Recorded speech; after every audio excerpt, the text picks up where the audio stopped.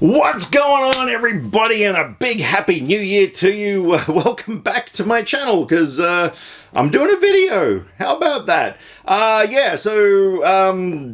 know I haven't really done a lot of movie reviews on here in a while because I'm mostly doing written movie reviews, which you can find at independentaustralia.net.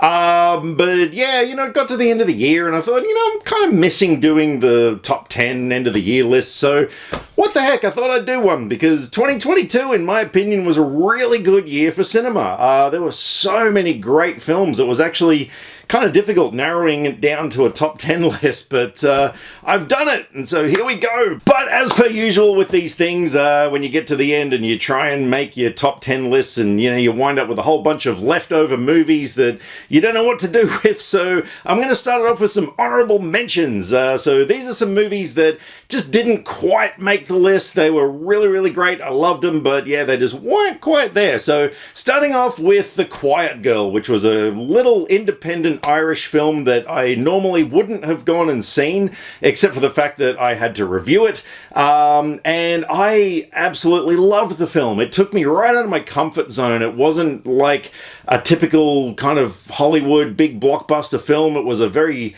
small, minimalist sort of a film with hardly any characters, not a lot of dialogue, but it had a really sweet story. I loved the ending. It was very ambiguous. You sort of have to make up your own mind which way you want the story to go, which I dug.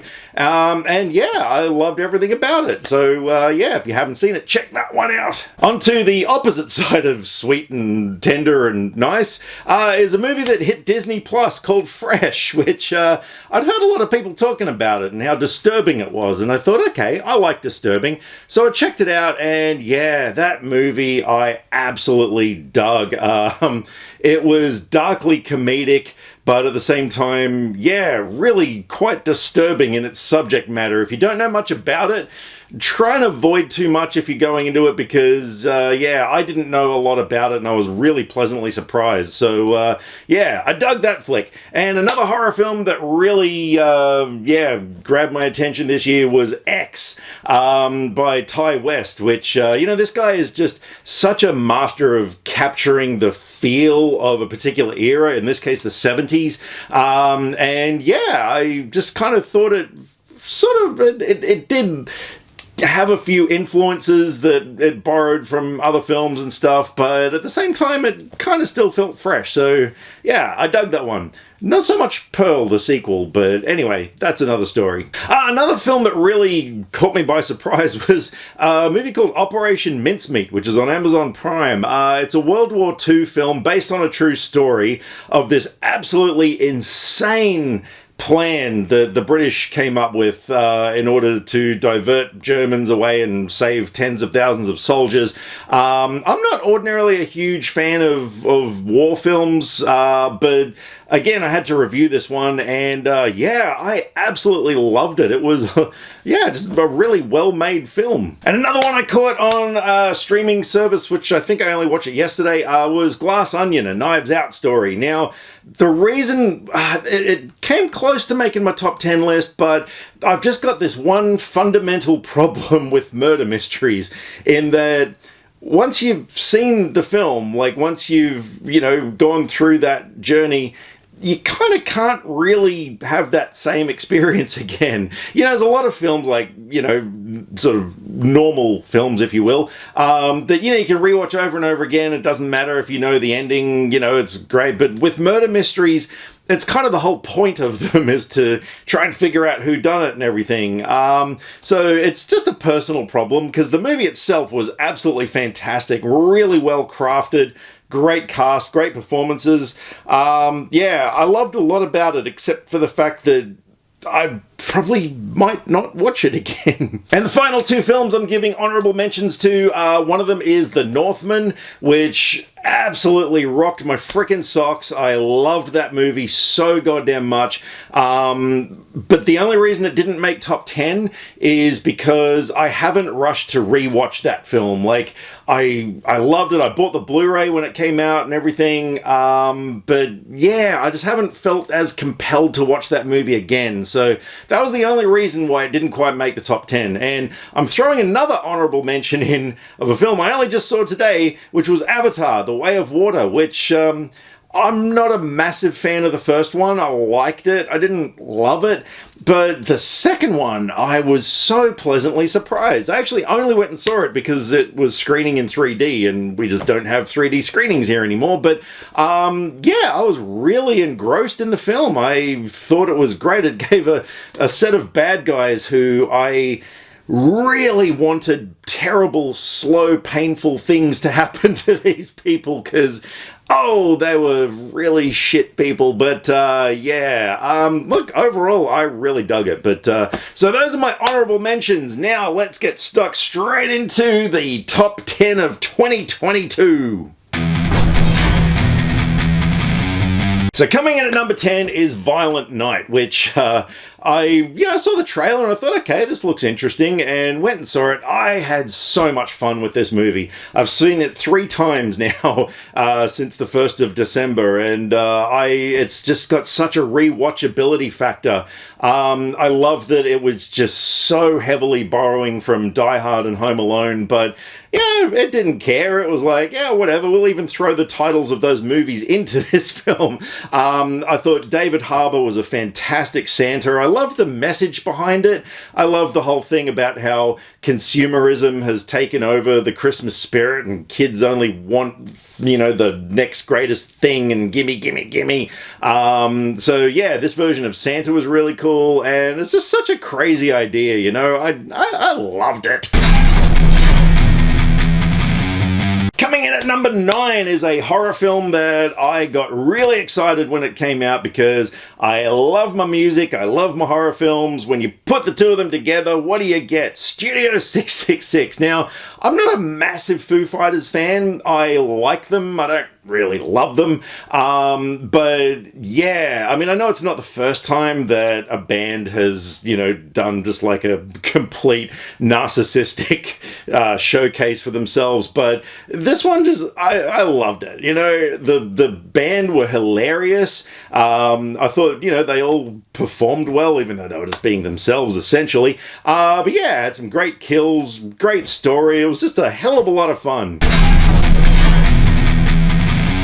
And coming in at number 8 is Clerks 3. Now, for those who know me, Clerks is... that movie is very dear to my heart. It is the movie that inspired me to want to become a filmmaker. I have a lot that I owe to that film. I really like Clerks 2. I thought it had so much soul to it, in amongst all the crass jokes and donkey humor. So yeah, Clerks 3 came along, and look, I thought it was just such a perfect conclusion to that trilogy, and that whole trilogy is just a great metaphor for stages of life. Like the first one, you're in your 20s, you're young and dumb, the whole world is at your feet, and you're not even thinking about tomorrow. Clerks 2 was that stage of your life, sort of getting towards middle age, where you start thinking about responsibilities and what lies ahead. And then of course Clerks 3 just captured that later stage in life where you're like, oh shit, like time is running out, I really got to do something with my life here. I think it's a good movie for anyone who's kind of stuck in a rut and needs to, do something with their lives. Yeah, so no, I really dug it. I thought it was a perfect conclusion, and I loved it, but not as much as I loved. Alright, so coming in at number 7 is The Batman. Now, I don't really know what I can say that hasn't been said before. Yes, the film was like gritty and realistic, and it was more of a detective story than a superhero film, and the Riddler was dark and disturbing, and the characters were more sort of realistically portrayed. Pattinson knocks it out of the park, all that stuff. You've heard it all before, and those are all the reasons why I like the film. Yeah, there wasn't really much I could fault it for. I did think the ending was a little disjointed, but whatever. The rest of the film was absolutely great. So, welcome to my top 10 list, Batman. Woohoo! Coming in at number 6 is a film that really took me by surprise, and that is, of course, Prey, which is a new Predator film, which is set in the 1700s in a Native American village, which was, yeah, kind of a strange way to do a Predator film, but oh my god, it worked so well. Now, I'm going to go out on a limb here, and I'm actually going to say I think this is the best Predator film that we've had.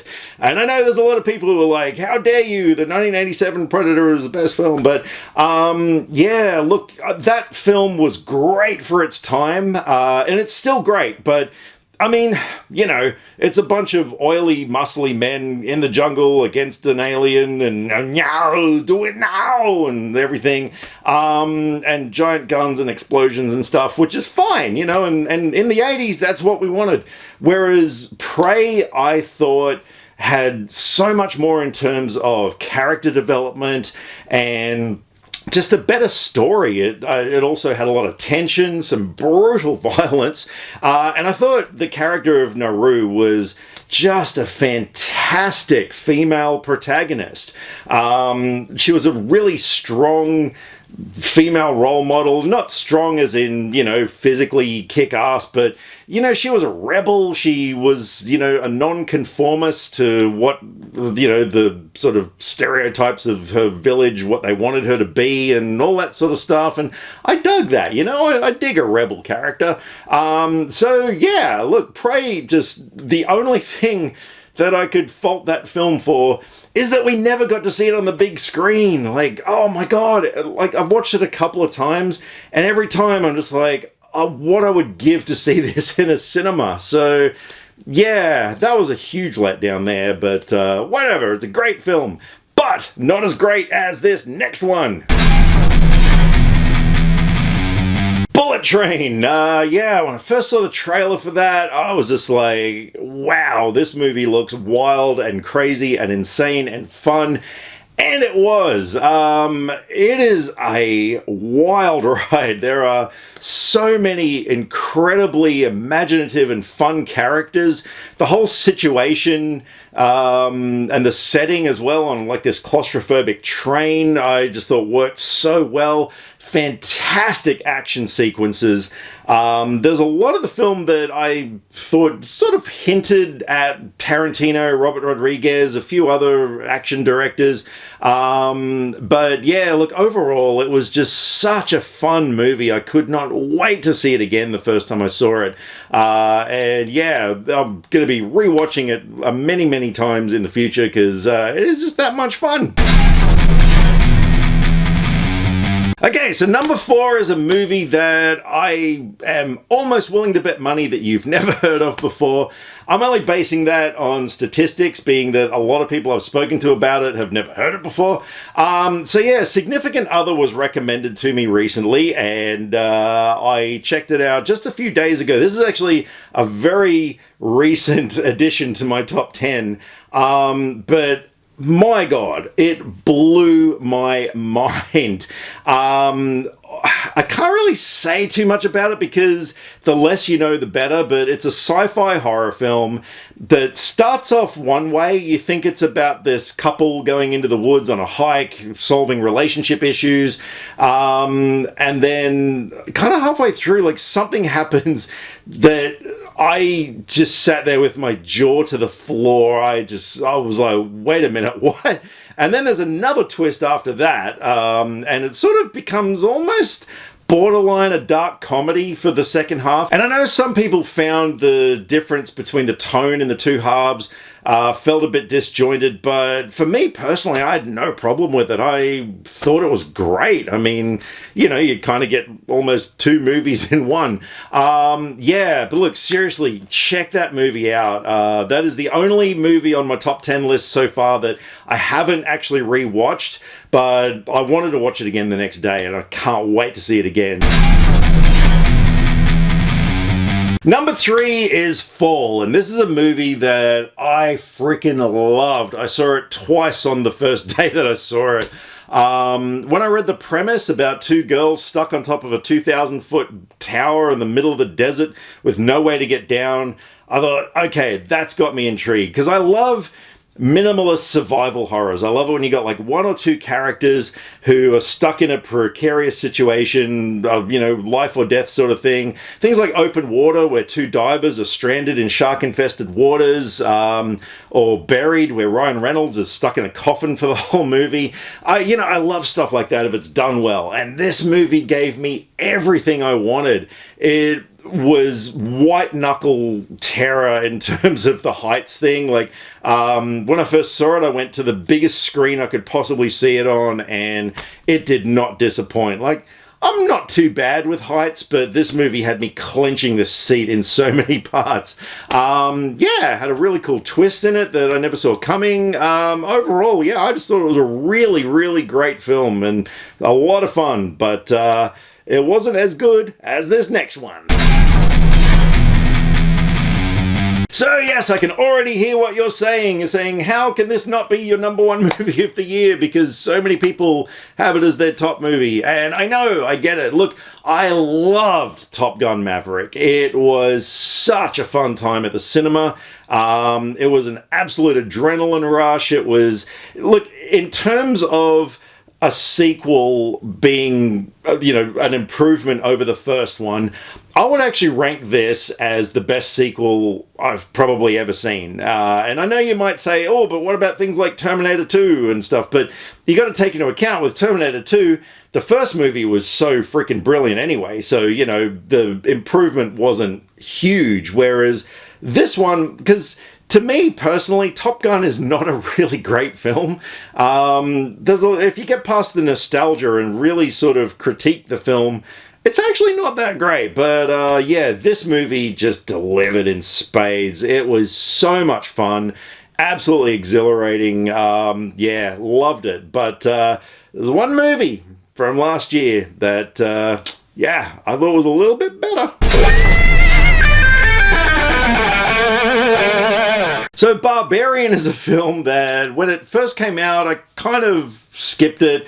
I didn't know anything about it. I saw the poster. It didn't really grab me. I heard a lot of people talking about it. And then when I eventually checked it out, oh man, I love this film deeply. So, you know, in terms of horror, it's one of the few films that I've seen recently that actually genuinely scared me in parts. I thought, like, it was so well written. I love how it kind of leads you on one path at the start, and then what you think is going to happen doesn't. And then halfway through the film, like at the midpoint, it suddenly cuts to a whole new character doing something, and you're just sort of like, hang on, wait a minute, where am I now? But then it all makes sense in the end. And yeah, it was just, the thing I loved about it so much is that it was unique. It was original. It wasn't like anything I could compare it to. I mean, that's the thing with Top Gun Maverick. As great as it was, you know, we've kind of seen it before, you know, whereas Barbarian, on the other hand, was just such a fresh, original film, and I absolutely loved it. If you're a horror fan and you haven't yet seen Barbarian, I cannot recommend that movie enough. So there you go, that's my top 10 list for 2022. Thank you so much for tuning into this video.